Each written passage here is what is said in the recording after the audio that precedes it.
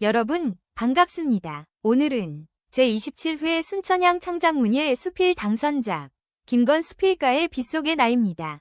빗속을 걷는다는 것은 자신만의 고독을 씹거나 자신의 평화를 찾기 위한 시간이 아닌가 싶습니다. 여러분 같이 빗속을 걸어가 보시죠.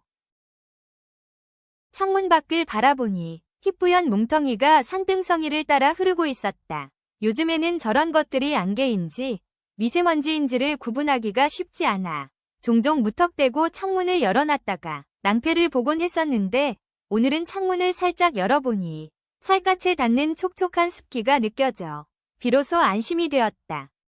얼마 만에 찾아온 비 소식인지 얼마 지나지 않아 흙이 젖으면서 내뿜는 쾌쾌하고 텁텁한 냄새가 방 안을 가득 메우고 하나, 둘 빗방울이 떨어지더니 이내 창밖에서 싸하는 소리와 함께 시원한 비가 내리기 시작했다. 나는 하던 과제를 잠시 멈춰두고 의자를 돌려 창밖을 바라보며 그 풍경을 음미했다. 아마 대부분의 사람들은 비라고 하면 습하다, 곰팡이가 생긴다, 신발이 더러워진다, 옷이 젖는다느니 하며 불청객으로 여기는 경우가 많을 것이다. 특히 올해 발생한 폭우 사태로 이러한 인식은 더욱 강해져 많은 이들에게 비라는 것이 불편한 존재로 여겨지고 있다. 그럼에도 나는 이러한 비를 어릴 적부터 여태까지 좋아해왔다. 하늘이 잿빛으로 천천히 덮어 씌워지고 습도에 푹 젖은 흙에서 아스팔트 도로에서 냄새가 스멀스멀 올라오기 시작하면 나는 괜스레 오랜 친구를 만나는 것 마냥 들뜬 기분이 된다. 비가 내리기 시작하면 창틀에 그어지는 그 아름다운 빗금을 멍하니 바라보거나 눈을 감고 가만히 소리에 집중하는 것이 나의 소소한 취미이다. 나는 많은 사람들이 자연이 내려준 감상의 시간을 즐겼으면 하는 마음에서 내 경험을 통해 비의 아름다움을 전달해보려 한다. 초등학교에 다니던 나는 토요일이 되어 학교가 일찍 끝나게 되면 친구들과 함께 주변을 빨빨거리며 돌아다니는 것이 일상이었다. 하지만 이 즐거운 일상을 뒤로 미뤄두는 상황이 딱 하나 존재했는데 비가 오는 날이 바로 그것이다. 10살 무렵 서울에서 수원으로 전학을 가게 된 나는 낯선 환경에 쉽게 적응하지 못한 채 학기 초를 보내고 있었다. 그러던 어느 토요일 집에 혼자 돌아온 나는 날이 잔뜩 흐려 어두컴컴해진 거실에서 부모님이 해두고 가신 반찬이 돌아가는 전자레인지를 멍하니 바라보고 있었다.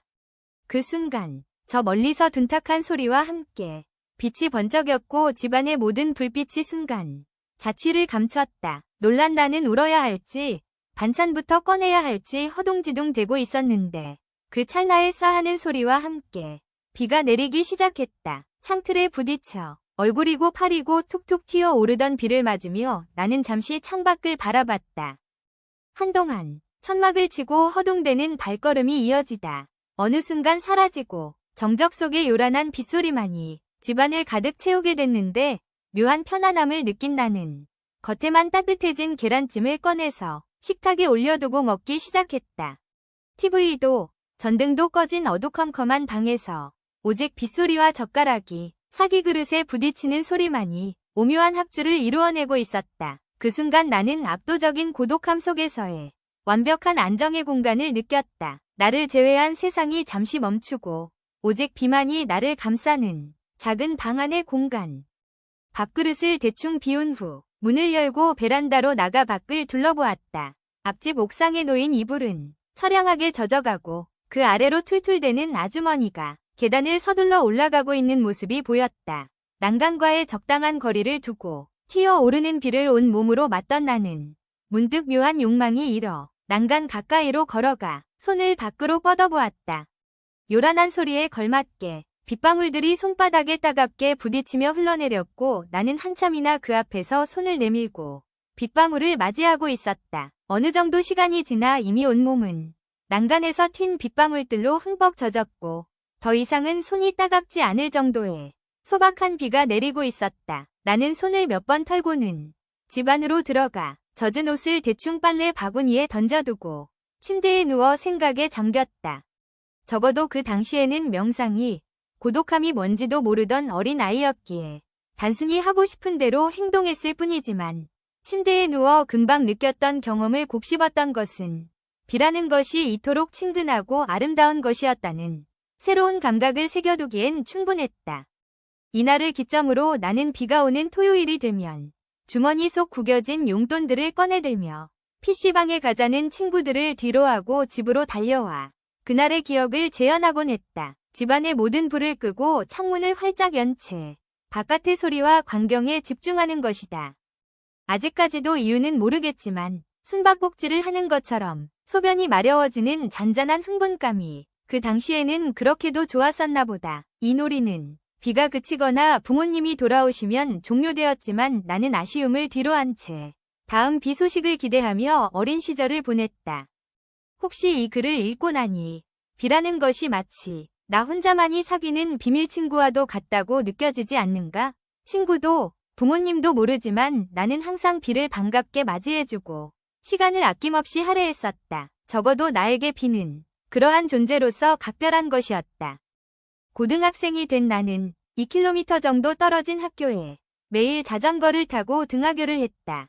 물론 부모님께선 자전거에 녹이 슬거나 미끄러질 수도 있기에 눈이나 비가 오는 날에는 버스를 타라고 하셨으나 비 오는 날에 버스가 품고 있는 습기는 가히 지옥과도 같은 것이었고 철이 없던 나는 부모님의 충고를 무시한 채 눈과 비를 맞아가며 자전거를 타곤 했다. 고등학생이 된 지 얼마 지나지 않아 여름이 되었고 볼라벤이라는 태풍이 한국을 강타했었다. 학교에선 등교와 휴교의 경계선에서 한참을 저울질하다 등교를 하라는 지시를 내렸었고 나는 헛된 희망이 좌절된 상태로 집을 나섰다. 당연히 등교가 가능한 수준이라면 위험하지 않을 것이라는 생각에 자전거에 자물쇠를 풀고 대문 밖을 나선 나는 세차게 몰아치는 비바람을 마주했다.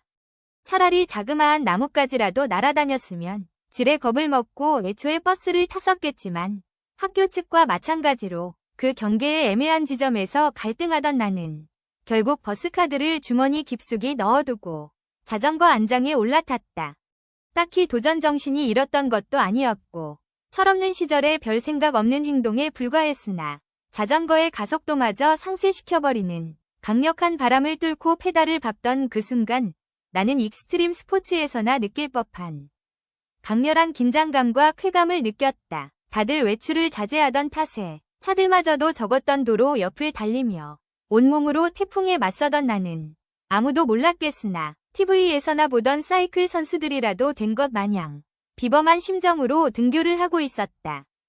10분이면 도착하던 학교를 30분이 넘게 걸려서야 도착한 나는 흠뻑 젖고 선발이 된 머리를 훌훌 털며 교실로 들어갔다. 등교가 미뤄진 탓에 교실에는 절반 정도의 친구들만이 있었고 몇몇은 나를 보며 미친놈이라는 소리를 해댔지만 이미 한 차례의 고난을 극복하고 온 듯한 뿌듯함을 가지고 있던 나에게는 찬사에 불과했다. 흠뻑 젖은 교복을 체육복으로 갈아입고 묘한 상쾌함을 느끼며 하루를 보내던 나는 바람이 잦아든 하굣길을 아쉬워하며 집으로 돌아왔다. 결국 집에 돌아가 부모님께 눈물을 찔끔 흘릴 정도로 혼이 났지만 비밀 친구와 치열하게 겨뤘던 그날의 레이스는 아직까지도 강렬한 기억으로 남아있다. 종종 비는 우리에게 가혹한 모습으로 드러나기도 한다. 천둥과 번개를 끌고 오는 것은 물론이고 태풍이 되어서 올 경우에는 그 장대한 바람소리로 우리에게 강렬한 위험을 경고한다. 물론 태풍으로 피해를 입는 사람도 있으니 마냥 좋다고만 할 것은 아니겠으나 나는 적어도 태풍이 올 때 대비는 대비대로 하되 강력한 바람이 창틀을 무자비하게 흔드는 순간만큼은 철없던 그날의 레이싱 선수를 떠올리며 그 강렬한 흥분을 되새김질하곤 한다. 이제 그러한 행동의 위험성을 철저하게 학습한 어른이 되었다는 사실이 못내 아쉬운 탓에 아직 철들고 싶지 않은 나 자신이 과거의 파편을 잠시 꺼내보는 것이다. 성인이 된 이후로는 어릴 때처럼 몸이 푹 젖든 말든 빗속에 몸을 맡긴다거나 태풍을 자전거 하나로 뚫어보려는 무모한 시도는 쉽게 해내지 못했다. 이것이 타인의 시선을 신경 쓰는 어른이 되어서인지 겁을 잔뜩 먹은 겁쟁이가 되어서인지는 모르겠으나 무언가가 항상 나와 비 사이를 가로막곤 했다. 그러던 어느 날 과제, 공모전, 아르바이트 등 여러 일에서 동시다발적으로 문제가 생겨 나라는 인간 그 자체가 소진되어 버릴 것 같던 힘든 시기에 비가 내린 적이 있었다.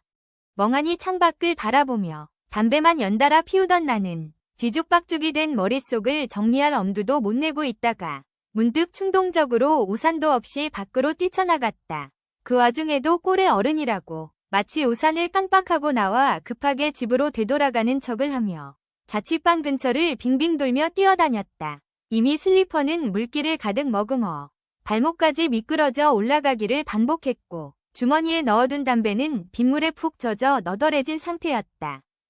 그렇게 한참을 달리다가 발바닥이 따갑고 다리가 저려오는 시점에 멍하니 서서 하늘을 바라봤다. 영화나 드라마에서 나오는 것처럼 격한 눈물이 흐르거나 했던 것은 아니었지만 고요하고 거대하게 내려오는 빗속에서 홀로 서 있다는 것을 깨달은 순간 나는 정말 오랜만에 후련한 기분을 잔뜩 느끼고 있었다. 다시 방으로 돌아와 푹 젖은 옷을 세탁기에 넣어두고 목욕을 하고 나와 다시 의자에 앉았다. 어지럽던 머릿속은 어느 정도 정리가 되었고 나를 힘들게 하던 일들이 사실은 그저 하나의 사건에 지나지 않음을, 내 인생은 그런 것들로는 망가지지 않음을 스스로 굳게 다지게 되었다. 참 놀라운 경험이었다. 상담도, 명상도, 담배도 해결 못하던 문제를 비 한 번 맞았다고 해결해내는 것이.